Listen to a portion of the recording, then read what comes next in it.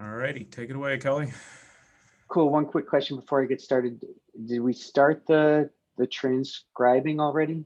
Yes, and so it's going, you have to manually turn it on.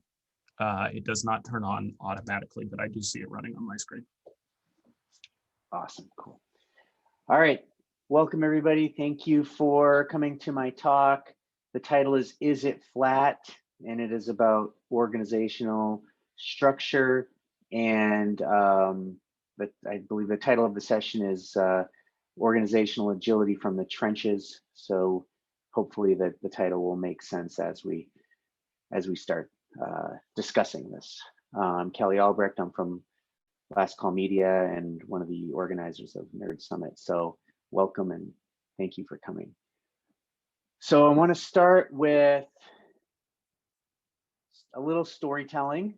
When I started out as an entrepreneur, that's me. That's my little smiling face, all alone, just wanting to help and be valuable and have an impact and feel good about it. And I started out wanting to being interested in solving problems, familiar with technology, really self-taught, and I really enjoyed solving technical problems. And I started putting my name out there, hoping to find technology problems to solve, to bring my whole self to the work and feel good about the impact I was having. And that's eventually I found a customer and we were both happy, and I was able to give it my all and hold myself accountable and do good work. And fortunately, they told people, and I was able to, get a few more customers, to the point where it started to seem like, oh, maybe there's a little bit too much for me to do, but I really like doing this work, and I really like how I'm able to do the work at scale, and I'm interested in those problems, right? Because first it's solving the problems for the one customer, but then solving problems for more than one customer has its own challenges, which are very interesting. So before long, I found someone to help and some more people to help, and we all worked very, very well with each other.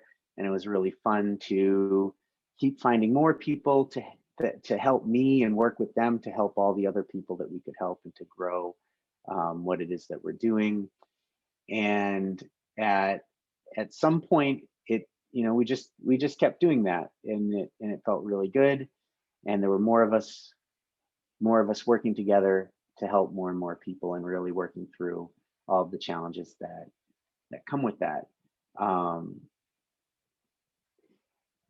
At some point, it starts to get pretty big, or it can, and you start to see some of the challenges that come with needing to work with so many people to help so many other people, and you start to get concerned.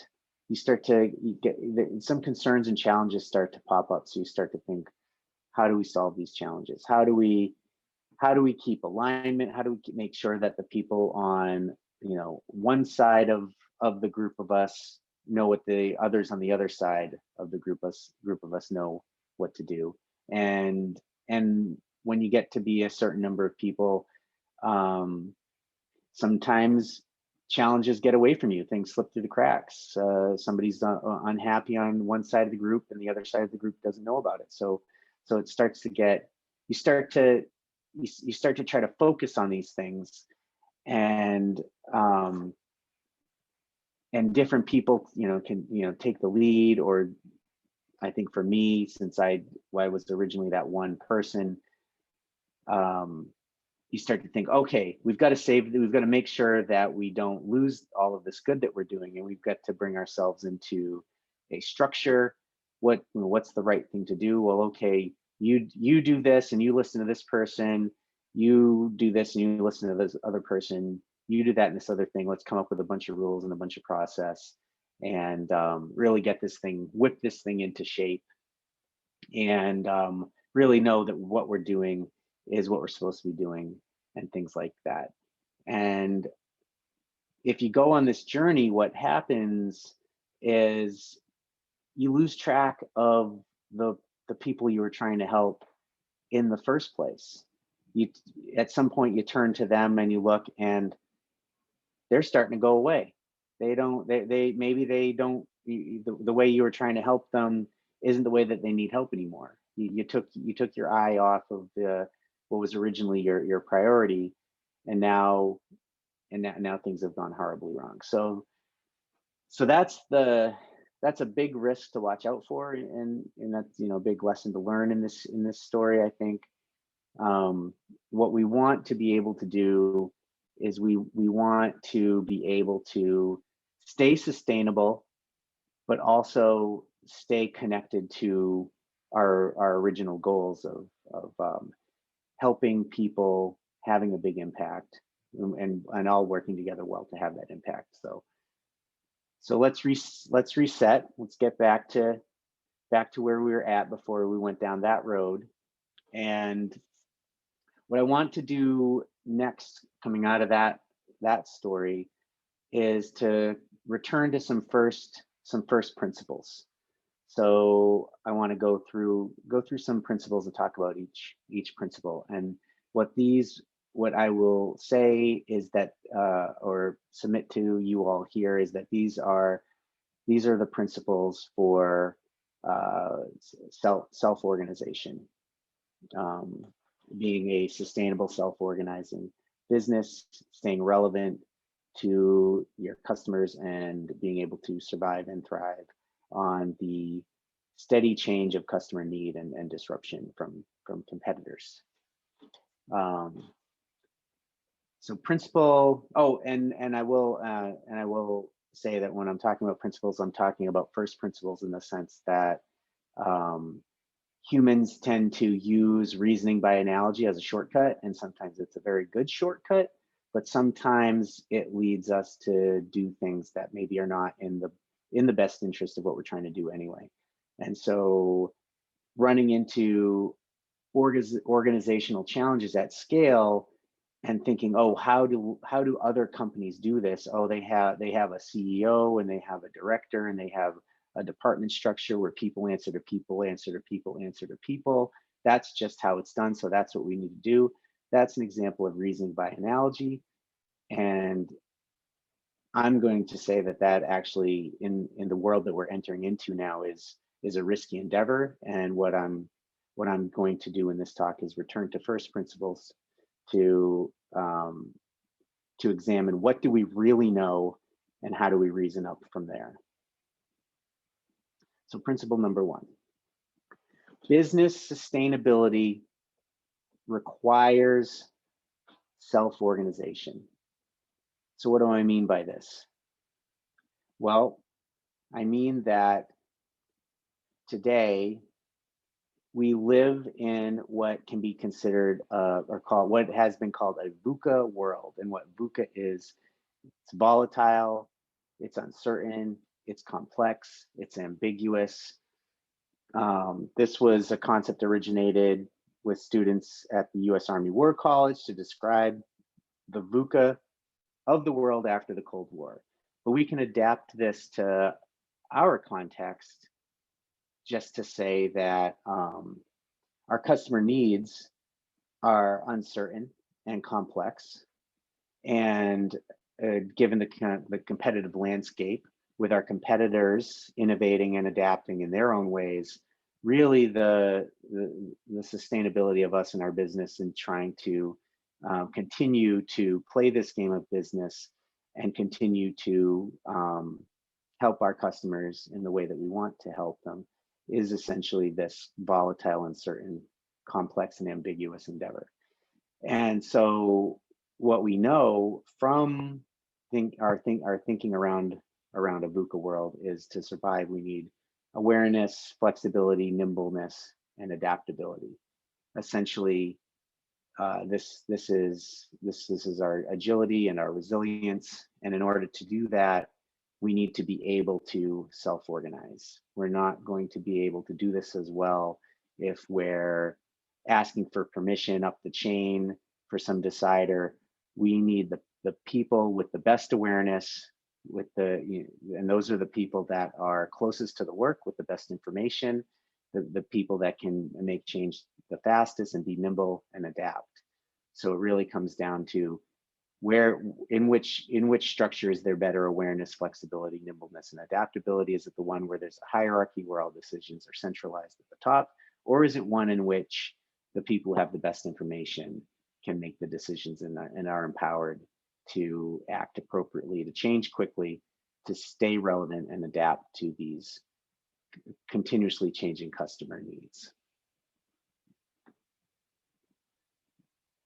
So the next principle is that self-organization requires a shared cause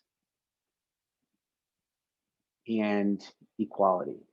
So what this means is that for any group of people trying to self-organize, they need to have a shared goal or reason or something that they're trying to do.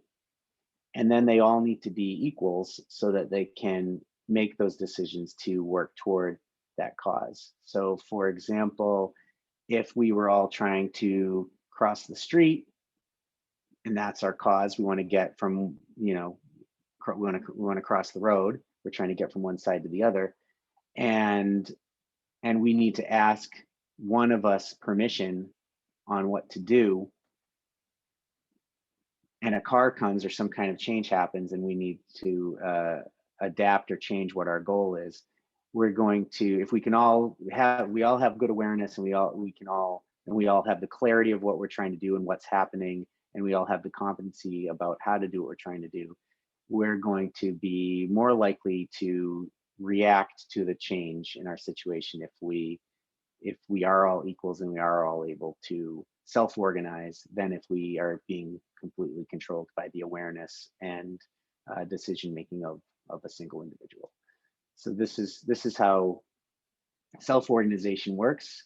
My talk last year was about how this is actually a real world phenomenon in theoretical physics called self-organized criticality. I'm not going to get into that, but you can look that up. It explains how this actually is something that this is how nature works. So that's an interesting thing to jot down and look into later. This leads us into another couple of principles where, if just to regroup, if business sustainability requires self-organization and self-organization requires a shared cause and equality amongst the members that are self-organizing, then the next two principles are the best people to make a decision are those affected by the decision, and every voice matters. So how do we, given if we accept all of these principles, how do we make decisions as a group? So let's talk a little bit. Let's take a moment to talk about decision making as a group. So if we are trying to self-organize to stay relevant, stay sustainable, and we need to be equals, and nobody's in charge of any one of us, how do we make, and we don't have a decision maker, how do we make decisions as a group? There are a few ways to do that, and they can all work together depending on the type of decision that you're trying to make as a group.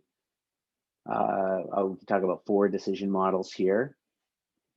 The first one is consensus. Everyone agrees. This is best when something is trivially easy, and I would what I would propose is that check for this first, and then from there you can, depending on the type of decision that it is, you may or may not need to go to one of the other models.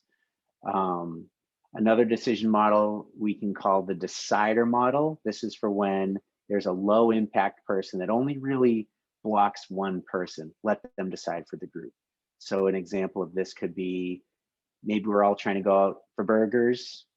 Everybody likes burgers, but one of the people in the group is very, very, very particular about the type, where the meat is sourced from for their burgers. So let them decide.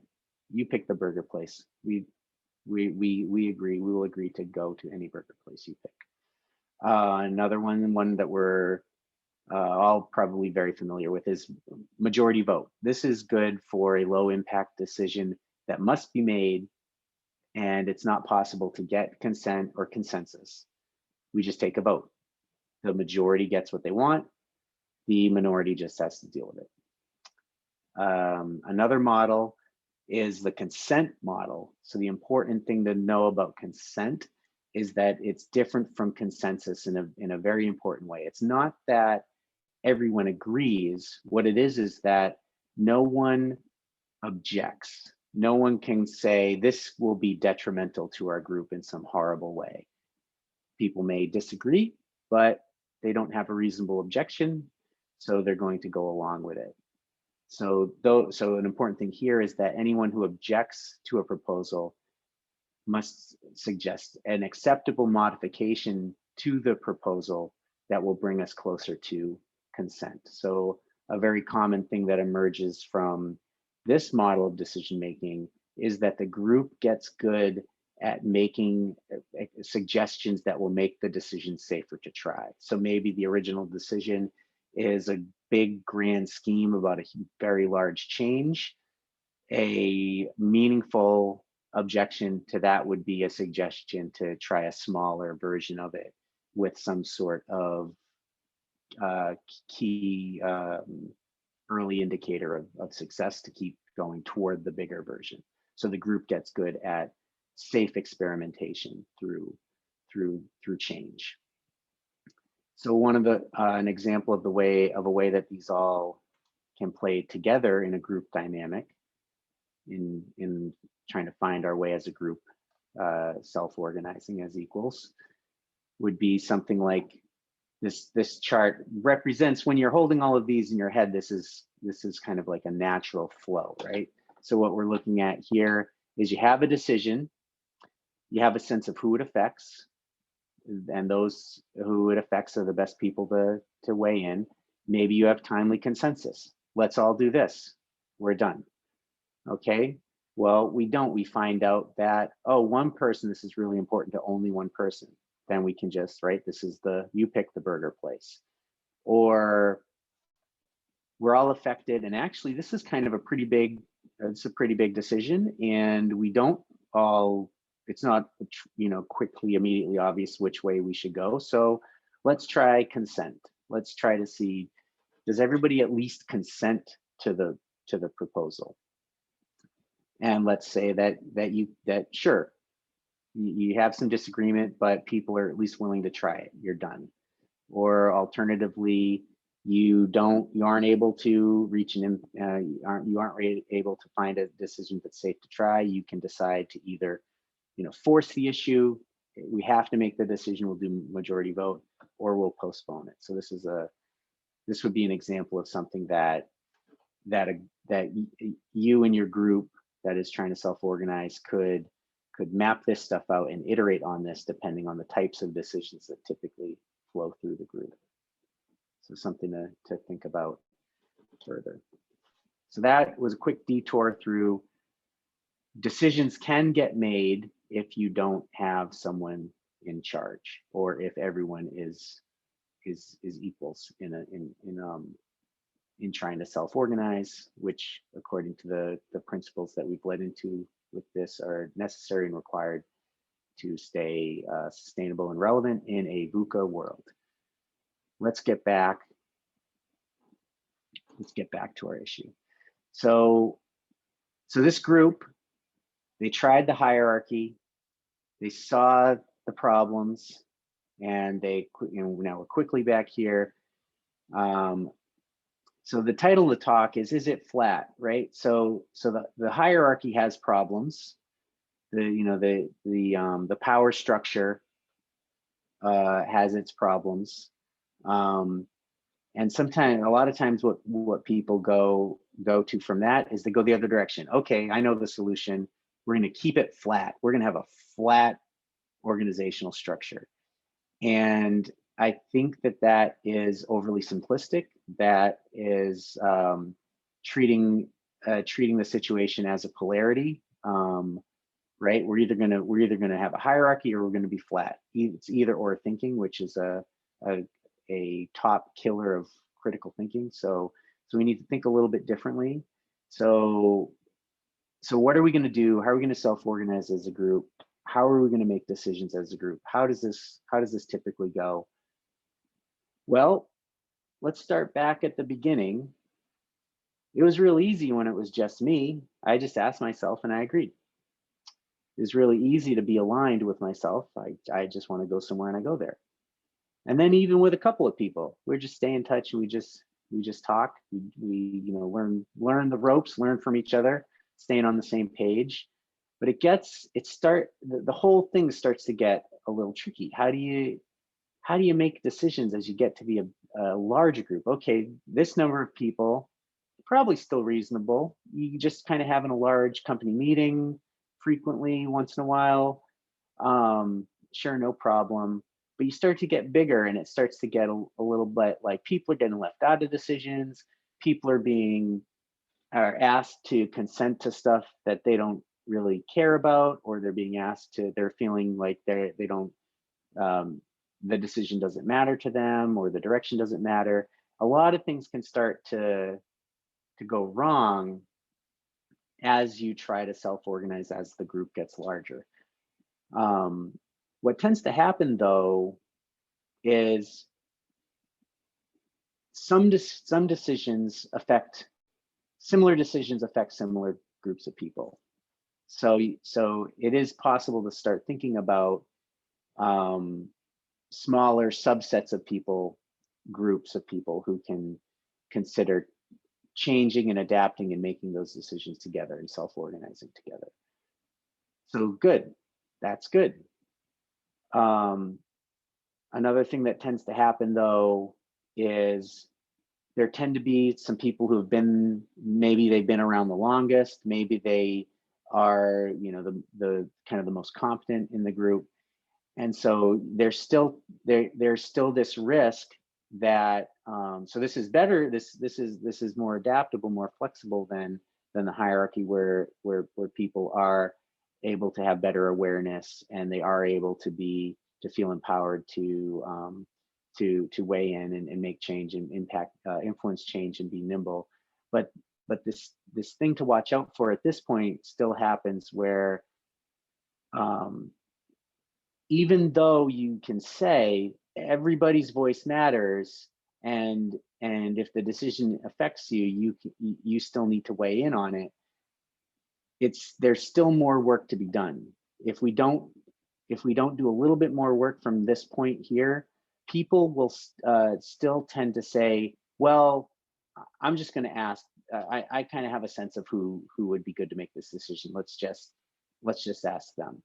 So there's still, while this has the potential to be better than the hierarchy where people are more engaged and the group is more self-organizing than the hierarchy, it's still not quite there. Decisions still naturally centralize themselves. And this was a kind of a big thing that this was the more recent thing that I experienced in trying to work this way, is that even if you just say, no, everybody has a voice, everybody can decide, they won't use it. And it's because of a critical, the next critical principle, right? So the decision, so the decisions, even if you're not intentionally centralizing the decisions will centralize themselves, when what you want is for them to decentralize out across the groups and the organizations.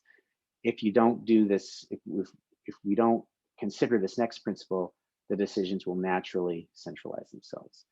So this next principle, to decentralize, create a system in which the decisions will decentralize themselves, is clarity and competency empowers. So let's talk a little bit about this, right? So one of the reasons why decisions will automatically centralize themselves is that the other members of the group don't have the big picture about what is going on, where do they fit in, what is the impact or relevance of this decision across the group that I'm in, or the, you know, the tighter group or the larger group. What, you know, there's a lack of clarity. And then even if there is clarity, right, like the competency issue is, I don't feel confident enough in my abilities to take the actions or make the decisions that are needed here, right? So if we focus on organizational clarity and the competency needed around making the decisions, then people feel much safer. The answers are more immediately in their minds, or the decisions are more immediately in their minds, and they will be, you won't get that natural centralization of decision making. So let's talk a little bit about this. So clarity, it could be documentation, it could be conversations. Sometimes it's good to just draw a big picture, right? Like that everybody can see where they fit into it. So here's an example of something on the whiteboard that just represents kind of the flow of basically our customers and where we all fit in to help them in the different ways that we can do. It's something that is really important to be an artifact where, so people can relate to where they fit in and what's going on. How is in this particular picture what this is about, and we don't need to pick it apart and understand what each piece is, but it's essentially a big picture about how value flows through the organization and how each of us in our own ways, given our own competencies, how we are organized around that flow of value, right? So just to reference what's going on, this would be like a drawing, kind of an outdated drawing of things at Last Call Media, where customers come in through the marketing funnel and people in business development roles and account management roles help them come into the organization and understand their needs, and then we can organize around them, whether we're doing creative work, design work, support work, development work, product strategy. We organize around those needs and deliver that value and support it in an ongoing way. So everybody can see, by being clear about this story and telling this story and having this understanding be a piece of clarity across the organization, people can see where they fit in, and they can see where they would be impacted and how they can have an impact, and what their goals would be to make this flow of value better. So that's an important piece. Things like that. How do we improve the clarity around what this is that we're doing? That's an important piece for everyone in the organization. One of the things that this does is clarity can help with this problem of an individual efficiency, which is suboptimization. So if you think of us all in this as an organization trying to self-organize, if we don't have this clarity, we will sub-optimize. People will tend to sub-optimize what they're doing at the to the detriment of the whole organization, right? So you've got this one person just paddling like crazy because it's clear to them what they're good at and what they should do, but they don't have the clarity of the big picture that we're all trying to row in our own ways to go straight, right? So if you bring clarity to the organization, people can all start rowing in harmony with each other, or they would have a better chance of making decisions that would move them in that direction. The other piece to this extends clarity, right? So if you establish, if part of your clarity efforts are establishing what great looks like for each of the competencies, each of the things that people are doing in the organization to help it, we establishing what roles people are taking on and how they're helping, those are their competencies. So what does great look like? Get clear on that. And then you can think of a model like shuhari, which is a Japanese thought model of improvement over time. So the shu is follow the rule, right? We get clarity on what great looks like, and we're going to make sure we know how to do that. At least the baseline is that we know how to do that. The ha level is to be able to break the rule, right? So you know what great looks like, but you also know when it's not always true that in every single case that it's always what needs to be done, right? So it shifts from the shu stages, we know how to always do this. The ha stage is we do these measures of greatness consistently, meaning that always isn't always the right time to do these things. So we know when not to do it. And then the re stage is be the rule.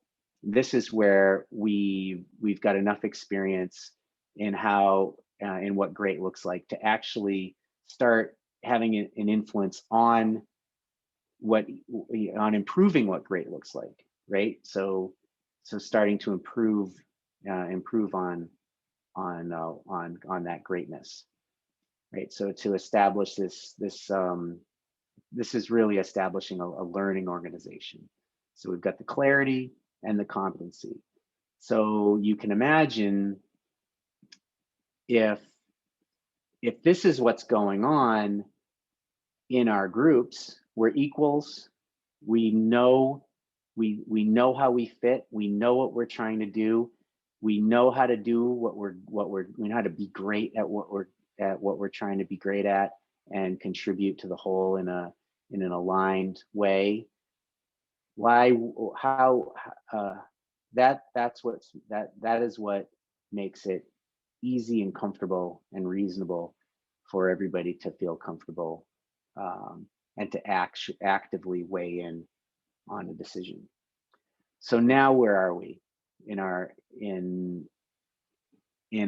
evolution toward this idea of being able to self-organize to be more sustainable and continue to stay connected and relevant to our customers? One concern at this point is, okay, great, everybody knows everything and they're great at everything, and everybody can decide, well, if everybody's responsible or able to take responsibility, then maybe no one will take responsibility. Maybe what's going to happen here? Is this going to be chaos? Everyone's in charge, so no one's in charge, or no one's in charge and everyone's in charge. What's happening here? This is going to get out of control. This whole thing is just going to tumble down. Great, our customers think we're still relevant, but we're not able to hold. This thing's going to spiral into chaos, right? Like, this is a place that our brain goes. Great, we figured out how to do this, but we need somebody to keep this in control, right? And kind of hopefully not losing trust in ourselves, right? That's kind of what's happening, where we risk, like, we don't trust ourselves to hold this together. This is just, it's not a matter of if, but when will this fall apart? And so the next principle that I want to go to from here is that transparency is a better form of control. So sometimes we try to force things to be a certain way, and really what I would say is that those forms of control, power-based forms of control, are really just an illusion of control, and that transparency is a better form of control. And I'll give you an example of this. There have been studies where that show that if you set a budget, which is a form of monetary control, if you set a budget, that budget will get spent and things will probably go over budget, right? So you're saying, here's the control, here's the budget, don't go over it. And it's going to get spent, but it also you end up going over budget. And so it's just an illusion of control. These studies, and actually go further to show that if you try something different, say for a travel budget, you say there's no more travel budget. If you're a company that needs to travel, there's no more travel budget. Just take care of yourself, get the room that you need, the accommodations, really just do what's right to have a safe trip. The only thing that you need to do is share what you've done in a place that your group, your organization can see it. So just be transparent about what you're doing. And what they found in these studies is that the spend it went way down because nobody wants to appear to be frivolous or wasteful if they know that what they're doing is out in the open. So that's an example of transparency. People control themselves. And we can trust people to control themselves. Sure, there may be a small percentage of people that will take advantage of this, but it doesn't make sense to try to control the whole system of everyone you can entrust that you can trust just because of some people that you could deal with individually, right? So you're making the whole system worse on account of a few people, when transparency is overall a better control and a more effective control. Let's take this a little further into traffic. So hang on to the transparency is a better control in your mind, and we'll consider traffic controls. Okay, so let's start with the roundabout. A Wisconsin study of 30 of its states roundabouts revealed that these intersections, which used to be traffic signal controlled, experienced a 38% drop in car deaths and injuries. Incidentally, there were more crashes, but it was safer. It was a better form of control. So you had a shift in the dynamics of the, if one of the goals of traffic is getting from point A to point B safely, this was a better form of control. So how does this relate to transparency? So let's consider a couple of ways that we control traffic. Let's think about the traffic light and the roundabout. So who is in control? We can ask ourselves some questions. Who is in control in both of these situations? With the traffic light, it's whoever programmed the traffic light. With the roundabout, it's the people in the roundabout. What's the information it's based on? For the traffic light, it's whatever the information they had on the day they programmed it. In the roundabout, it's the information in the roundabout that you can see with your eyes that is transparent to you. Which is the most efficient? I'd say the roundabout. For people that are in near where Nerd Summit is held, when it's in a physical location, may have experienced the roundabout that they just added to after the bridge in Northampton. Totally different experience. I don't think I've stopped once on that bridge since they added that roundabout. So roundabout is a huge win for self-organization. It is a really effective analogy of transparency and equals, self-organ, and the clarity and the competency and the self-organization really is something you can experience every time you go through a roundabout and compare it to a traffic light. The final question in this thought, in this analogy, is which is most difficult? Well, it takes a little bit more, clarity and competency is more important in the roundabout. You need to be a little bit of a better driver. It takes a little bit more awareness and dexterity and attention to safely make it through a roundabout. Whereas the traffic light, if you're told to stop, you just stop. If you're told to go, you just go. The final piece to this is in which are values more important. You can be a jerk at a red light and you just stay stopped. And you can be a jerk at a green light and you just go. But if you're a jerk in a roundabout, that's more problematic. So one is better, but one is also harder. But it's also a worthwhile challenge, right? If you go down this road, you'll be you're challenging yourself to be in a endeavor where values matter. And that's a really, that's a really valuable thing to feel. It's the feeling of purpose, to know that this works, this is sustainable because we're good people and we trust each other.